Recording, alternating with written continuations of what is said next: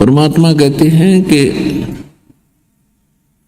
राम रटत कोढ़ी भलो, कोढ़ी जिसके चाम भी कट कट के गिर रहा हो। और जो सुंदर शरीर वाले हैं वो भक्ति नहीं करते, वो अपना जीवन व्यर्थ कर रहे हैं। अपने आत्माओं, ये शरीर न तो सदा किसी का रहा है ना रहेगा, इस बात से सभी परिचित हैं, लेकिन दृढ़ता नहीं है। इसके ऊपर हमारे दिमाग की सुई टिकती नहीं है। कभी विशेष आपत्ति होती है, कोई किसी की दुर्घटना या वैसे मृत्यु देख लेते हैं, कुछ क्षण के लिए हम भी थोड़े चिंतित होते हैं, उसके बाद फिर से मिट्टी गिर जाती है हमारी सोच के ऊपर। तो उसके लिए सत्संग में आने से वो ज्ञान फिर से होता है, ताजा होती है वो याद, जिन कारणों से हम विचलित हैं, भ्रमित हैं, और जिनके भूल जाने से हम गलतियां बहुत करते हैं, तो वो यहाँ याद दिलाई जाती है। सतगुरु के दरबार में जाइयो बारंबार, भूली वस्तु लखा दें है सतगुरु दातार। तो क्या याद दिला जाता सत्संग के अंदर?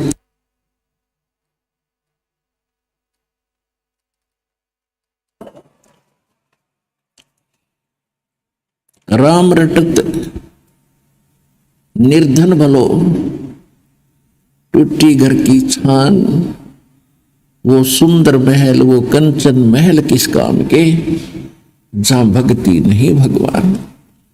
परमात्मा की भक्ति करने वाला इतना निर्धन व्यक्ति भी क्यों ना हो, जिसकी झोंपड़ी की छत भी टूटी हो, लेकिन भगवान को याद करता हो।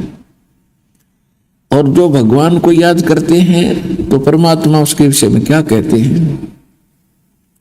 जो बच्चा गऊ की नजर में, यो साईं को संत, भक्तों के पीछे फिरे वो भगत वत्सल भगवंत। हम भगवान की महिमा से कोसों दूर हो गए, यथार्थ ज्ञान हमें प्राप्त नहीं हुआ।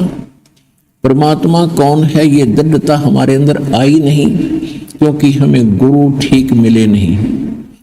सभी भ्रमित व्यक्ति हैं, गुरु पद प्राप्त है, अपनी अपनी डफली पीट रहे हैं। श्रद्धालु एक सीधे से होते हैं, उनको ज्ञान नहीं होता, और जहां भी जाते हैं, जहां भी वो संत का कोई बोर्ड देख लेते हैं, उसी पर समर्पित हो जाते हैं कि बड़ा विद्वान होगा, हमें कुछ ठीक गाइड करे। वो स्वयं भ्रमित हैं, तो उन्होंने आज तक समाज को ठीक गाइड नहीं किया, और जिसका परिणाम आज तक ये मानव भोग रहा है। तो अब उसका सही रास्ता, सही ज्ञान, और कौन है वो रियल गॉड, वास्तविक भगवान, ये बिल्कुल खोज हो चुकी है, फाइनल हो चुका है। अब आपने केवल भक्ति भक्ति करनी शेष रह रही है, इस ज्ञान को समझ के। कबीर साहब कहते हैं, मां मुंड है उस गुरु की जिससे संशय न जाए। कहते इसे गुरु का भाड़ में जाओ, वो गुरु जिससे शंका निवारण नहीं होती संत भगत की। तो इस ज्ञान को दास तो आपको बता रहा है, ये गॉड गिवन है, ये कोई रामपाल का अपना घर का बनाया हुआ नहीं है। ये गॉड गिवन स्पिरिचुअल नॉलेज है, बिल्कुल रियल है। ये आपके कब समझ में आवेगी, वो आपके श्रद्धा पर डिपेंड करता है, आपकी निष्ठा पर डिपेंड करता है। जितनी श्रद्धा से, जितनी आस्था से इसको सुनोगे, ये एक दिन फाइनल हो जाएगा कि कबीर इज गॉड। और जो साधना दास बताता है फाइनल मंत्र है, विश्व में इसके अतिरिक्त कोई ज्ञान नहीं, कोई भगवान नहीं, और कोई भक्ति नहीं। और तभी आप आगे बढ़ोगे।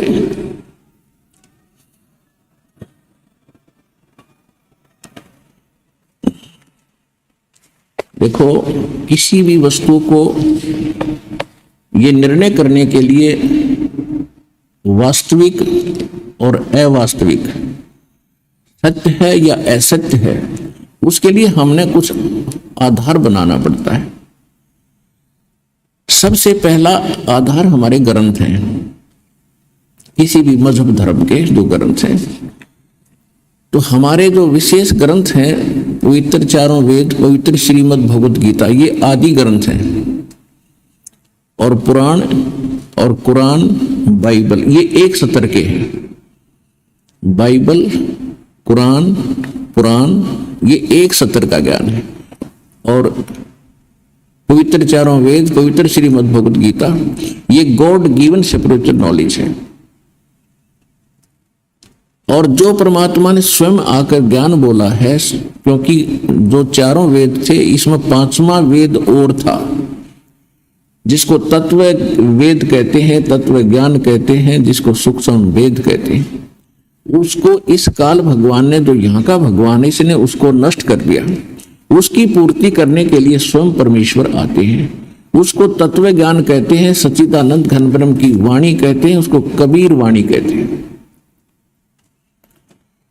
तो परमेश्वर ने वो ज्ञान कंप्लीट दिया था, यहाँ के भगवान ब्रह्म के अंदर अंतःकरण में फैक्स कर दिया था।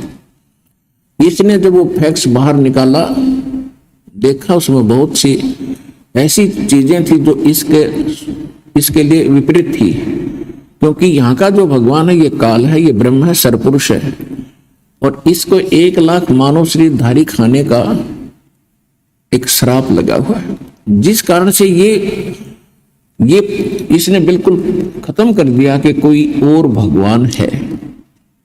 जो परमात्मा, उसका नामो निशान मिटा दिया, और किसी भी वस्तु को भगवान मानकर पूजते रहो, उसको कोई प्रॉब्लम नहीं। तो इसने इसलिए हमें मिसगाइड रखने के लिए, भ्रमित रखने के लिए उस वास्तविक ज्ञान को खत्म कर दिया, उस वास्तविक भक्ति का नाश कर दिया। उसकी पूर्ति के लिए परमात्मा आते हैं। तो वो परमात्मा, एक तो हमने सदग्रंथों को आधार बनाना पड़ेगा, जिनको आज तक हम सिर पर रखे फिर रहे थे। अब कुछ सिर पर पंथ चल पड़े हैं, वो कहते हैं हम नहीं मानते वेद गीता को। ये भी तो किसी व्यक्ति का लिखा हुआ है। वेद वाले ज्ञान को कोई व्यक्ति लिख के दिखा दो, उसके मिलते जुलते को श्लोक दोहे बना दो, और परमात्मा ने जो ज्ञान दिया उसके बराबर कोई वाणी बोलकर लिख के दिखा दो। तो ये एक अलग बात है कि ना मानने, वो तो आपकी मौज है, ना मानो। ये भारत का संविधान है, ये भी किसी व्यक्ति ने लिखा है। और कोई अपनी मर्जी की कोई बुक बना कर बैठ गया कि हम तो इसको मानेंगे, इसको नहीं मानते, तो कितनी अकल है उस व्यक्ति में। तो जो ये कहते हैं कि हम वेद और गीता को नहीं मानते, तो उनकी कितनी बुद्धि काम कर रही है, वो कितनी भ्रमित है, काल के पक्के दूत हैं। ऐसे व्यक्तियों से तो संपर्क भी करना व्यर्थ होता है। हाँ, समझाने की चेष्टा आवश्यक है, मान जाए तो प्रेम से, उनको भी भ्रम है वो उनका समाप्त हो। तो कहने का भाव ये है कि एक तो हमारे ग्रंथाधार बन गए। ग्रंथों में मेन ग्रंथ है, मेन ग्रंथ तो ये है सच्चिदानंद घन ब्रह्म की वाणी, कबीर परमेश्वर ने जो स्वयं आकर ज्ञान दिया है, कबीर वाणी। तो कबीर वाणी को तो हम पढ़ते 600 वर्ष से आ चुके हैं, कबीर पंथी नहीं समझ सके, क्योंकि ये तत्व ज्ञान है।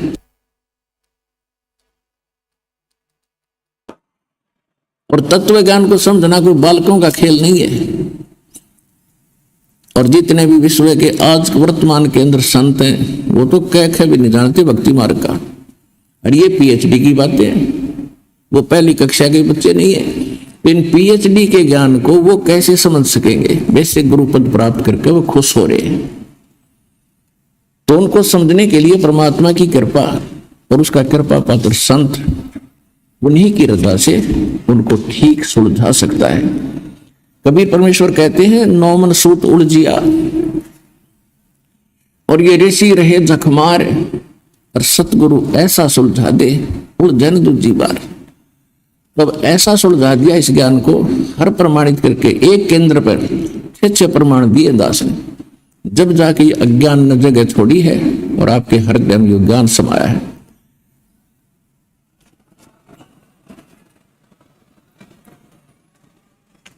एक तो हमारे सदग्रंथ आधार हैं, जैसे श्रीमद् भगवत गीता, अध्याय नंबर 16 के श्लोक 23-24 में कहा कि अर्जुन, जो शास्त्र विधि को त्याग कर मनमाना आचरण करते हैं उनको न तो कोई सुख होता है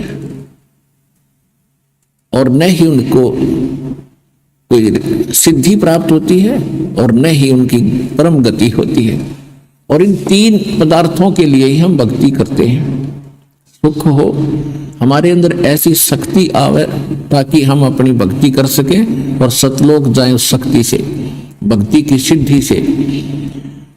और तीसरा, हमारी परम गति हो। अगर यही नहीं हुआ तो फिर फायदा क्या भक्ति का।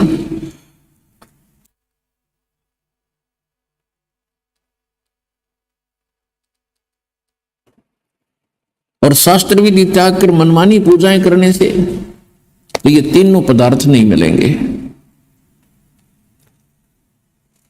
इसलिए 16वें अध्याय के 24वें श्लोक में फिर कहा कि अर्जुन, इससे तेरे लिए कर्तव्य और अकर्तव्य की अवस्था में, कर्तव्य माने जो करने योग्य हैं भक्ति के कर्म, और जो ना करने योग्य हैं उनको सदग्रंथों को ही आधार मानकर समझना कि कौन से कर्म लिखे हैं करने की, कौन सी भक्ति है।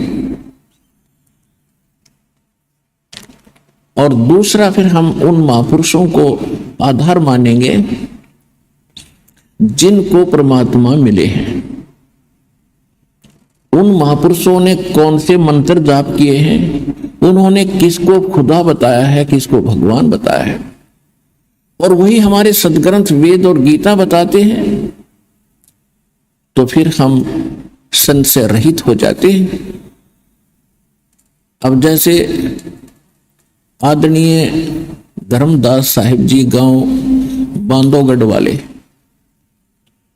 मध्य प्रदेश के अंदर हुए हैं, उनको परमात्मा सीधे मिले थे सतलोक से आकर के। ये परमात्मा की महिमा में वेदों में लिखा है कि वो परमात्मा अपने निज स्थान सत्यलोक उस सुख स्थल से चलकर आते हैं, गति करके आते हैं, सशरीर आते हैं और यहां अच्छी आत्माओं को मिलते हैं, उनको ज्ञान से परिपूर्ण करते हैं, अपना परिचय देते हैं। फिर वो संत भी उस परमात्मा की आंखों देखी महिमा का गुणगान किया करते हैं। उनमें से कौन कौन वो महापुरुष हुए हैं जिनको परमात्मा मिले हैं। नंबर 1, आदरणीय धर्मदास साहिब जी, आदरणीय मलुकदास साहिब जी, आदरणीय नानक साहिब जी, आदरणीय दादू साहिब जी, आदरणीय गरीबदास साहिब जी गांव चुरानी जिला दुधर हरियाणा वाले, आदरणीय घीसादास साहिब जी गांव खेखड़ा और बागपत वाले, आदरणीय स्वामी रामानंद जी काशी वाले।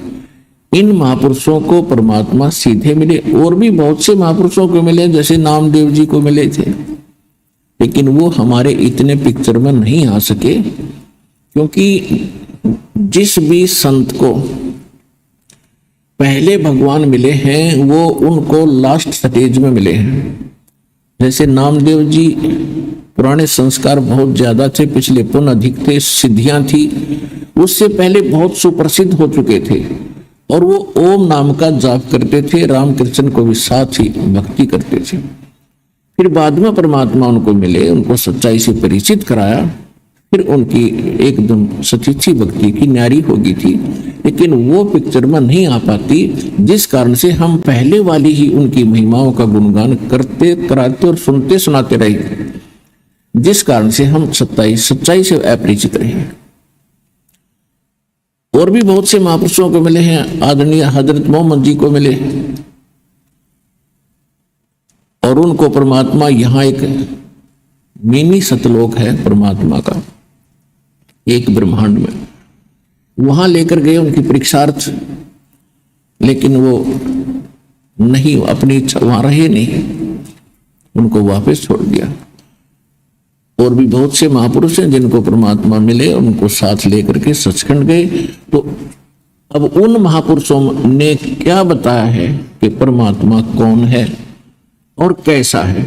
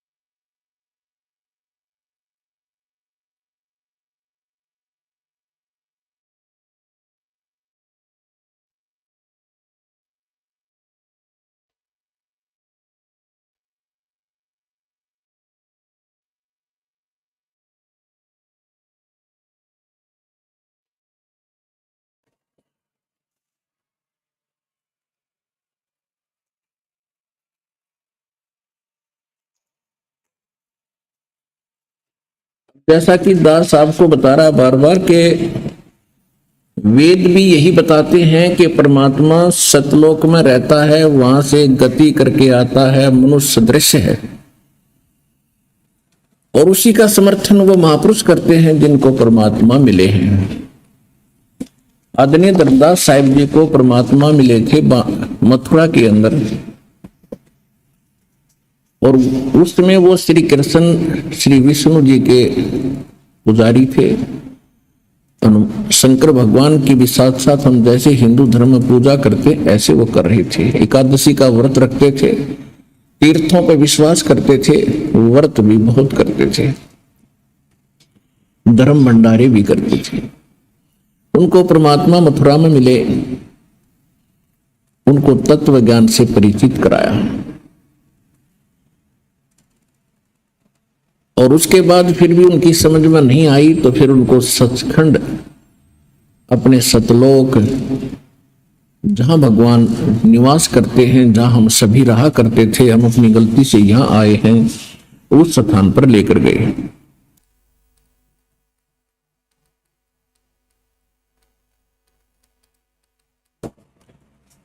अब उसके विषय में धर्मदास जी ने परमात्मा की महिमा को कैसे सुनाया है।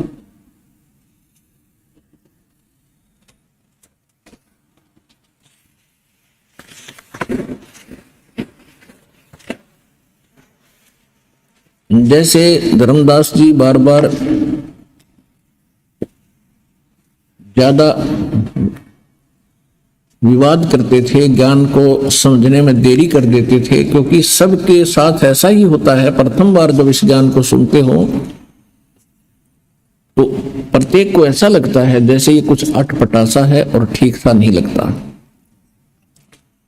तो धर्मदास जी ने ऐसे कई बार बकवाद करी थी, 5-6 बार, और परमात्मा उनको ज्ञान बताते थे, अंतर्ध्यान हो जाते थे, वो फिर रोते थे, तड़पते थे, फिर मिलते थे, फिर ज्ञान सुनाते थे, फिर कहीं ना कहीं वो पुराना पेंट फिर से गड़बड़ कर जाता था, पुराना रंग, तो परमात्मा फिर अंतर्ध्यान हो जाते थे, क्योंकि परमेश्वर ने अपने गवाह तैयार करने थे आज इस बिजली पीठी के लिए, इसलिए उनके साथ इतना झंझट किया, इतना खड़ा किया,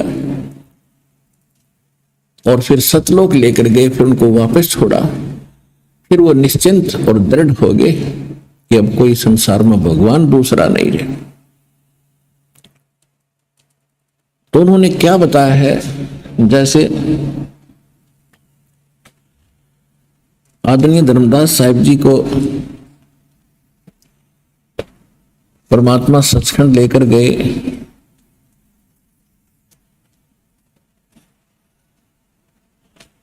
तो वहां जाकर के उन्होंने जो वो सुख देखा, तो उन्होंने कहा कि भगवान अब मुझे वापस मत भेजो, मुझे यहीं रख लो। तो परमेश्वर ने कहा कि नहीं, यहां नहीं रख सकते, आप नीचे जाइए और पहले आप भक्ति से परिपूर्ण थे, भक्ति कीजिए, मैं ऐसा मंत्र दूंगा धर्मदास जी दे, ऐसा सतनाम दूंगा, सार नाम दूंगा,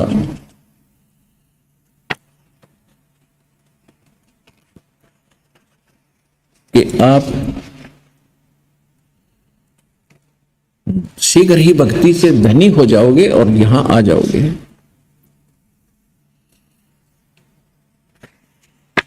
तब धर्मदास जी वापस आए, और जब परमात्मा सतलोक गमन कर गए, अपने आत्माओं कई समस्याएं ऐसी आती हैं क्योंकि हम अध्यात्म मार्ग से बिल्कुल दूर हो चुके हैं, हमें ज्ञान नहीं रहा, और जिस कारण से हम छोटी छोटी बातों पर विवाद बनाकर सच से दूर हो जाते हैं। गरीबदास साहिब जी ने कहा कि अनंत कोट अवतार हैं, ये 9 चित्त में बुद्धिनाश, और खलक खेल खलक में 6 ऋतु 12 मास। परमात्मा के असंख्य ब्रह्मांड हैं, और परमात्मा जब चाहे जिस क्षण में पृथ्वी पर आ जाता है और 1 सेकंड में अपने लोक में होता है। इसके विषय में आदरणीय नानक साहब जी कहते हैं कि अंधुल्ला नीच जात परदेसी मेरा, छिन आवे तल जावे, और ताकि संगत नानक रहंदा क्यों कर मोंढा पावे। नानक साहब जी ने कहा कि आई सूरत मुलुक की वेश, ए ठगवाड़ा ठगी देश, खरा सियाणा बहुता बार ये धानक रूप रहा करता। तो उसके विषय में ये कहा है कि वो परमात्मा ऐसा है, 1 सेकंड में तो मेरे पास बैठा दिखा है, दूसरी क्षण में मैं देखता हूं वो सतलोक जा चुके होते हैं। तो ऐसे कबीर परमेश्वर जी जब चाहे यहां आ जाते हैं, सहस्री आते सहस्री चले जाते हैं। वैसे ये 21 ब्रह्मांड काल की जेल है और इस जेल में कैदी ही आ सकते हैं, लेकिन राजा के लिए कोई प्रतिबंध नहीं होता, वो किसी जेल में कभी जा सकता है और उन कैदियों को सुविधाएं देने के लिए। तो वो परमात्मा हमारे राजा हैं, हमारे मालिक हैं, वो कभी भी आ सकते हैं, कभी भी जा सकते हैं। तो यहां धर्मदास जी ने क्या बताया है, जब परमात्मा अंतर ध्यान हुए, धर्मदास जी क्या पुकार रहे हैं,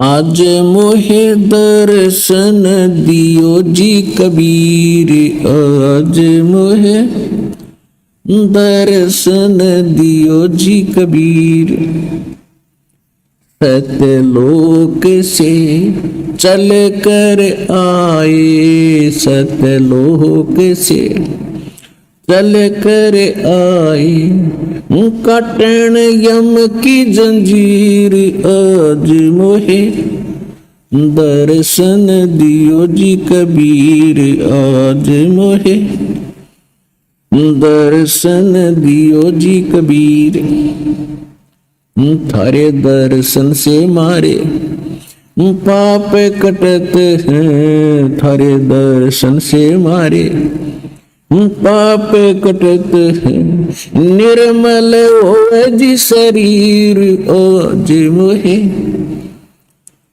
दर्शन दियो जी कबीर, आज मोहे दर्शन दियो जी कबीर।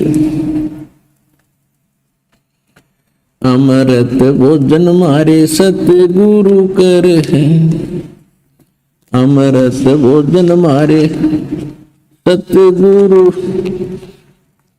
जी में, वो शब्द दूध की खीर, आज मोहे दर्शन दियो जी कबीर, आज मोहे दर्शन दियो जी कबीर।